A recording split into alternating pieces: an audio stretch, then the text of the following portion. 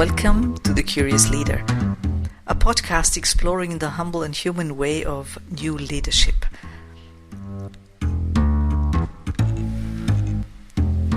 Curious leadership, future skills farming, and new leadership all have one thing in common. It's a humble way with great impact. Creating a culture, creating your culture, means cultivating people, teams, and communication along with adapting frameworks and principles how to work together. The Curious Leaders podcast takes you on to meaningful conversations. My guests and I will reflect and exchange on new leadership, the importance of trust, courage, and curiosity, on future skills farming as well, such as developing the art of listening and how to create a culture for creativity and innovation, how to deal with conflict, with misunderstandings, with different human needs. My name is Carola Zakotnik. I'm a keynote speaker, facilitator, coach, trainer, and also author and performing artist. I work with leaders of all areas to improve their impact, supporting them in creating new cultures and new leadership styles. And you can find more on Curious Leadership and myself on carolazakotnik.com. Now let's start with today's guest, John Ireland. He's a consultant, trainer, and coach. Works with leaders of all areas. He's originally English. And together we do some work on attitude. He, as an organizational psychologist coming from psychological aspects, what attitude does to us, how important it is to have a mindfulness practice in everyday leadership. And my part there, coming from the performing arts, is how to express emotions physically with your body and which kind of impact that has. But now let's welcome John. And let's talk to John what he says about curious leadership. Leadership is something you need to cultivate. Same with wine. Back on track. And yes, we're starting with the 4 questions. Firstly, what is courage? How would you, John, explain courage? Do you think, I always ask for 4 questions, and the one is just coming now. I hear that we would need a certain courage to do that. What do you think courage, what does courage mean in nowadays business world? I think courage, there are 2 sources for courage. One is fear and one is want, right? And I think that so maybe through something, and this is why I was saying before, the desire, the want to think differently, then I think courage is a lot easier when your leaders are involving people in processes, decisions, development, because they're getting the purpose, they understand it, they're being treated with respect as for human beings and for what they bring. And I think that in that situation, courage has got such a lovely perspective because it's something a bit lighter, a bit easier, and I know I'm heading to something that we all have agreed we've been involved in. And then I think, there's the courage associated with fear. So, I know, for instance, maybe I'm going to change jobs. Very simple example. And I need to have that conversation, and maybe I've not done it a lot. So there's a lot of anxiety and fear there because I haven't experienced it. And then I think there's another source, another form of courage that's needed. And that can be from within, but in a situation like that, it may need some people around you, who encourage you, who support you, and help people then. This is where I think, in organisations, I know we're going to come to trust in a bit, but this is the value and the importance in organisations of investing in teams, so there is this mutual support, and it makes life a lot easier for people to take these steps. Describing something I call open and close creativity. And I always say for creativity you need also a kind of courage, because you're going into the unknown and you're discovering it and exploring it. And I mean, in my book, the definition is that courage means to dare to go into the unknown and to trust, to be able to trust that you will recognize, see and learn enough to develop new out of that. Yeah, and I think, I mean, I don't think it's as much the unknown as the not yet experienced. Nice, yeah. If I take the example of the job interview, or sorry, not the job interview, the aspect of saying I'm going to hand in my notice, and I've not done it very much, then it's an experience that I've not had. And then once I've done it maybe once or twice, then it's personally, emotionally, and you know, I've got that experience. I can reflect upon it. You know, what did I do well? What would I do next time a bit differently? Then it's got this, you know, value-based experience behind it. I think we very rarely, I don't know, just spontaneous thinking is personally or particularly in business, you know, we're not going into the unknown. I mean, and the unknown is like going to Mars now. You know, people are planning to try and get to Mars, and there we don't know.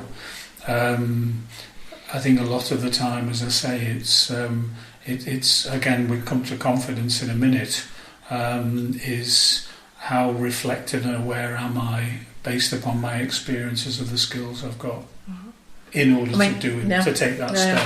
I was actually translating not the Unbekannte, the unknown, but das Ungewisse. So, which is a big difference in German, and describes much more what you also describing. That's right. And I completely, I just agree with that, because it's true. The unknown would be Mars. It's very, very big, and I like to downsize it a bit, because courage is such a big word, and the unknown is so big. But the Ungewisse, and just being curious, daring to go there, but like self-understood. And this is where I just really think the confidence comes in. Yeah, but before we go to confidence, I think there's another word here around courage, and that's encourage, right? I don't think that, again, it's for me, it's around the topic of culture. How much do we encourage ourselves, or do we encourage others to go and do something? Yeah. You know, it's this, you know, I believe you can do it. You know, I think it's great that you are, you know, thinking about it, and, you know, if you want some support and help, you know, I'll be there for you. I think it's this value around a team as well, or, you know, good friends. But it's about encouraging people as well, in order to try out and take whatever steps they want to take. Again, in business, I don't think we do it enough.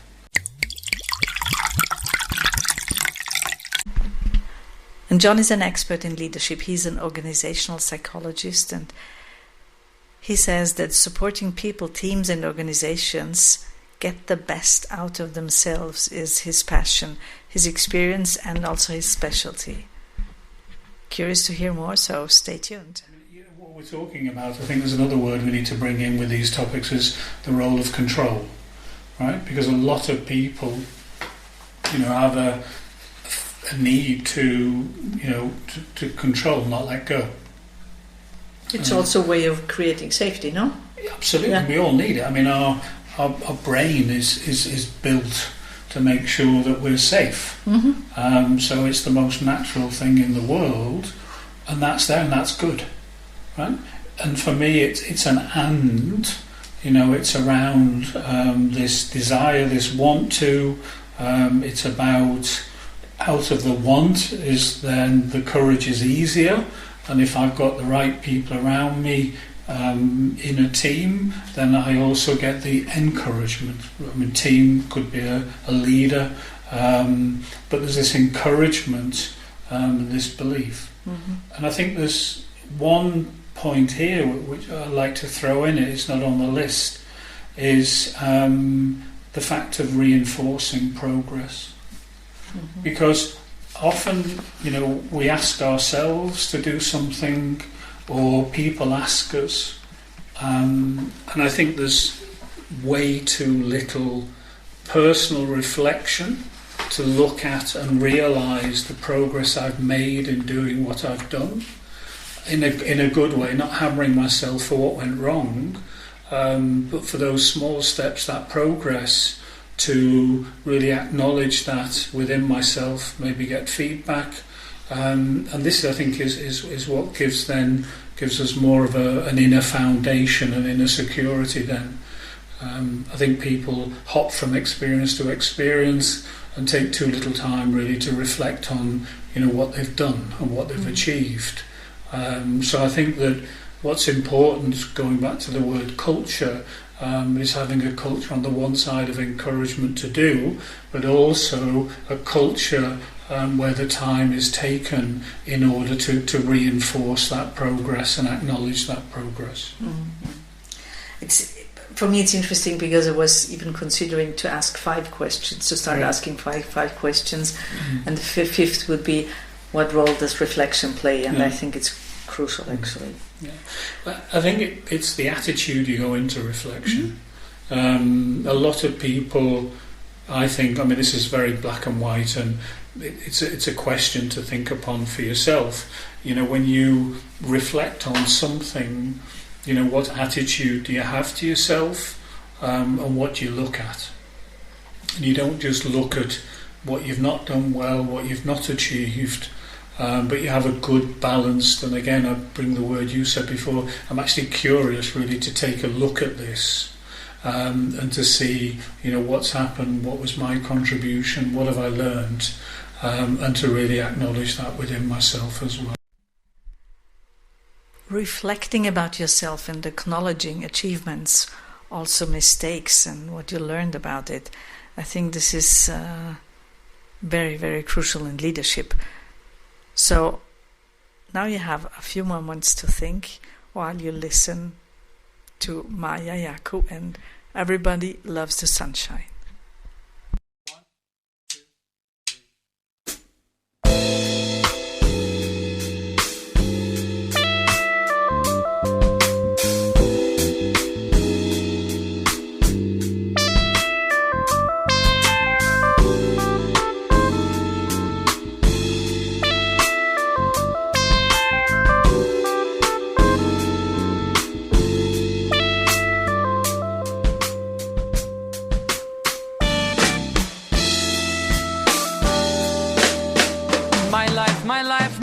My life in the sunshine.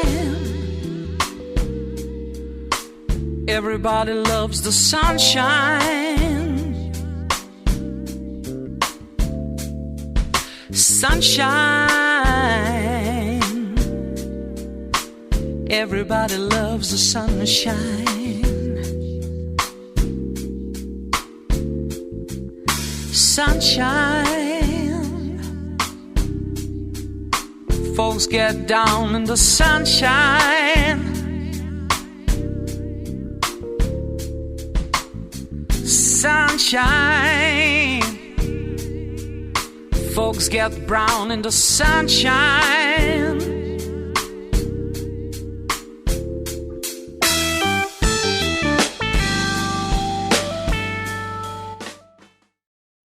And that was it for today. Hope to see you next week. Hope to hear you next week. We will again have John going on a little bit further what he thinks on curious leadership. Please think of subscribing to the podcast so you don't miss out on any episode. You can do that on carolasakotnik.com or of course on any of your favorite platforms for podcasts. Hear you next week. Yours, Carola.